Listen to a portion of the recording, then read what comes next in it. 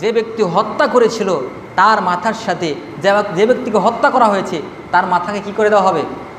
জুড়ে দেওয়া হবে, ঝুলিয়ে দেওয়া, লটকে দেওয়া হবে।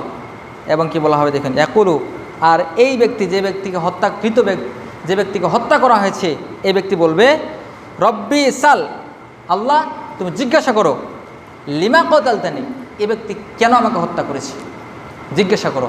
কিয়ামতের মাঠে খুব কঠিন অবস্থা হবে।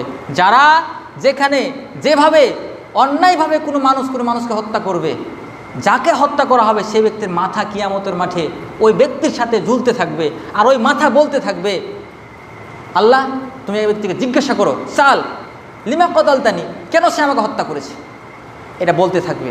কিয়ামতের দিন অবস্থা খুব কঠিন হবে।